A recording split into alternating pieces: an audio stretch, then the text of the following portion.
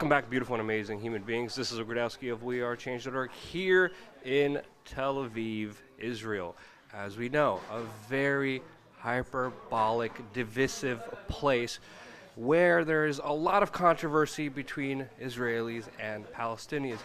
Very hot-button topic, issues that are hard to deal with because of the emotional surroundings to it. But I actually asked the internet and Facebook to help me find someone to talk about this very specific issue, and they connected me with Corey Gil-Shuster, who is the creator of the Ask Project, which is an incredible project. I actually saw the videos beforehand, actually even just a few months ago, and what I see you doing is actually incredible. Talking to Palestinians, talking to Israelis, asking them the same questions, and doing what reporters should be doing, going on the ground and just simply talking to people and asking them really important questions, getting the pulse of exactly what's happening, which is extremely rare, especially in this media day and age where people just write hyperbolic, divisive topics, trying to, of course, use situations for power instead of just real, honest conversations, real, honest truth. And you definitely do that, and I really, really appreciate your project. But I think it'll be interesting just to find out why you're doing this and to get into the details of everything that you've done. So I do it because I think it's important to know what people think. If you want to solve a conflict, you need to understand what the conflict is about. The politicians tell us all the time, I suppose, and the media, I think they're a little skewed in how they tell us, because I think each media has a certain agenda to a certain extent. They maybe even have the best of intentions, but they have a certain agenda about what they want to say. I prefer to know what the people think. It happened to me, the reason it kind of started is during the Oslo Accords, when Israelis and Palestinians started to make peace, buses started to blow up in Tel Aviv and in Jerusalem, and I couldn't figure out, living here, why it is that the Palestinians were not happy with the idea of making a peace agreement, or was there something else going on? And the media never really explained it very well, why that was happening, other than they hate us and this is what they do. And the politicians weren't very good on either side. Palestinian politicians, Israeli politicians. Nobody really explained it to me sufficiently. Why is it that this is happening? So since then, I've always thought, I don't want to be caught off guard. The next time there is some kind of an agreement or talks or anything, I want to know what's going on and not to assume that I know. So, and there's been times where I've been given questions where I thought I knew what the answer was going to be from people. For example, asking Palestinians, when you say you want Jerusalem, do you mean all of Jerusalem or just East Jerusalem? And they all said all of Jerusalem, which actually surprised me because I just assumed they were talking about East Jerusalem. So I prefer to know. I prefer to know what we're dealing with. It doesn't mean I have to accept what they say. It just means it's my responsibility, all our responsibilities, to know what's really going on. And sharing that information and sharing the videos that you do is just fascinating. It's because you never know what you're going to expect. But then you also kind of get overall kind of bigger understandings that you would never get from the mainstream media. Understandings that conflict with a lot of people's personal views and get rid of that echo chamber. And there's so many echo chambers. Could you describe just the echo chambers and the bigger problems and issues that are happening here? You could write a whole book on it. There's whole history lessons and classes just about this issue. But from your kind of understanding, what's the bigger problem with the echo chamber here from what people believe and from what you've been able to find out on the ground? Well, so the echo chamber you're referring to is in Israeli society, Palestinian society, international echo chambers, and each one has multiple echo chambers. So it depends which political stream you're part of or what your values are, I suppose, what you're going to believe. So yeah, on the Israeli right or the Israeli center, they have a certain way of describing the conflict, and it usually is something about the Arabs can't accept us here. They hate Jews instinctively. They're against Israel. They're against Zionism. Zionism meaning the self-determination of the Jewish people. They just cannot come to terms with it. And then the left is about, we just haven't tried enough. The Israeli left. We just haven't tried enough. We just need to keep pushing and pushing to make peace, because eventually the Palestinians will understand that it's in their interest to make peace based on a two-state solution or something like that. And then there's Palestinians, and each one of them has an echo chamber. And it could be that Israel doesn't exist, and we're just waiting for when Israel falls apart, fails, or some maybe who want to negotiate peace with Israel, or we need to get rid of the settlements. And each person, each little group, it's actually each person, has a completely different view. And I think that's interesting to know what it is that everyone thinks and what motivates them. Is there a specific video that surprised you with the outcome that you got from either the Israelis or the Palestinians the most? Something that opened your eyes to something that you thought was a reality, but it changed your mind because of a video you did? Big open-ended question. Yeah, Sorry, I apologize. I don't know. There's a few. So, for example, I love the videos where I learn something new. So I did a video asking, would you compromise for a two-state solution? I think that was what I asked people.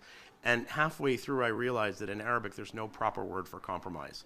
And everyone I've since, and I still haven't figured this out, so I don't have an answer, but everyone I've asked who's Palestinian, who speaks Arabic fluently, will give me a different word for compromise, and it actually has very different subtle connotations. So it means to give up. It means to lose everything. And it's almost always negative.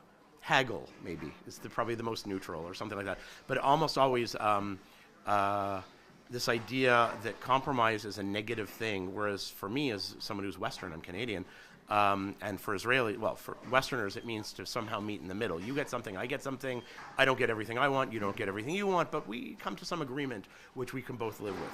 In Hebrew, the word compromise is the same word for warm, meaning there's hot and there's cold, and you meet in the middle to find something in the middle. And in Arabic doesn't seem to have that. I haven't figured this out, so please don't. You can write me, actually. I do want to know the words, because I'm trying to think how to ask Palestinians, because they do have compromise in their society, but when I frame it a certain way, they're very anti-compromise. So that's kind of surprised me. Just the cultural differences, I suppose. Or asking about normalization was another one. And I didn't understand. I don't even understand what normalization is. To make something more normal, what does that mean? And to Israelis, it has almost no meaning. It seems vacuous. It has no meaning, really.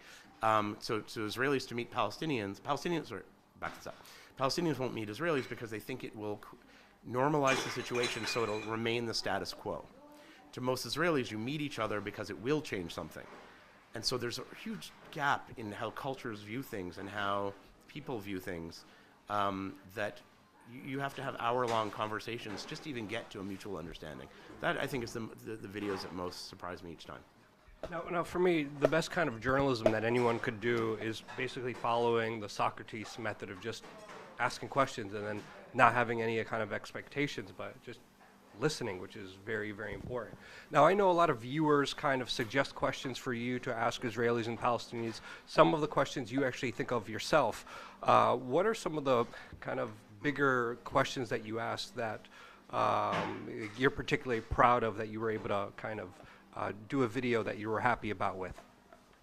Well, I suppose it was there's a few of them that I came up with myself years ago. So I wanted people to draw Israel and draw Palestine. So I would ask Israelis draw Israel, and they would draw a map, and then I would say, so where's Palestine and all that? Because it kind of shows, sort of, without asking a direct question, it's an indirect way of knowing what they believe in as, is there an Israel, is there a Palestine, who has a right to be here and all that. And I asked both sides. So I was pretty proud of that one.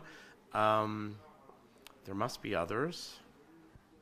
I can't think of anything at the moment. Nothing's coming to mind. Other people, it's amazing, because even some things, videos that I think, oh, yeah, this is just, it's a little dull, whatever, people will go, this is my favorite video.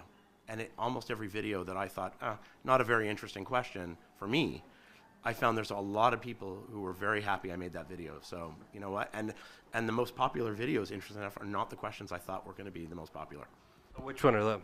Anything to do with Jesus, Christianity, Islam, and hate and sex. Hate, sex, and religion. Those are the things that have multiple views. Did not expect it at all. I avoided doing them, in fact, because I'm not a religious person, and I don't find religion all that interesting.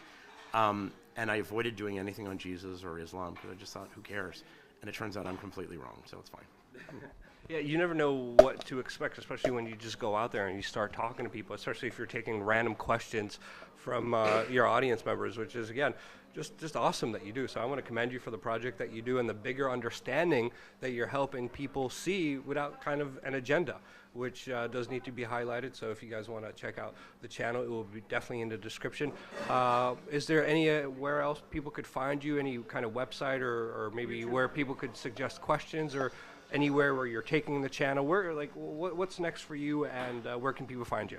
Okay, so YouTube, at the end of each YouTube video, there's a Gmail address. Just ask Israelis, ask Palestinians at Gmail. Just use that. That's the easiest. I don't go through all of them because it's hard. I have thousands. Sorry, I try.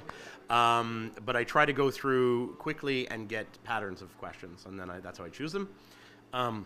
What's next? I would love to make this is a pitch to anyone who has resources and knows how to do this. I would love to make a more expanded video series for YouTube, 45 minutes each, 10 episodes, something like that, about elements of this conflict, explaining the conflict. So, for example, looking at resources. Where does our water come from for Israelis, for Palestinians, for Jewish settlers, for all the different groups, and really going to check if it's true, because there's a lot of perception, and then I don't know what the reality is. I've been told what reality is, but let's go find out. And really trying to figure out all these elements within the conflict, how do they actually affect people? And what is perception versus reality? Those are the two aspects I'm most interested in. So if anyone has ideas, contact me, please. If you ask, you shall receive, and I find your work very important. I mean, we just had other conversations, and all the other fake news happening in this place is just utterly insane, because, again, people lie to each other to gain power because of emotional issues as well, and you can just clear all that up just by having a simple conversation. That's what you do, and I want to thank you for the conversations you have. They've been very eye-opening. I loved seeing the videos even months ago. And now finally sitting here across from you from the table is awesome, and I appreciate the conversation. Definitely check them out, and thank you so much for all you amazing human beings who are also a part of this independent media venture, and subscribe to this channel. Stay tuned. We're going to have a lot more coverage coming here from Israel. Of all places, we're here, so expect a lot more videos. Bye.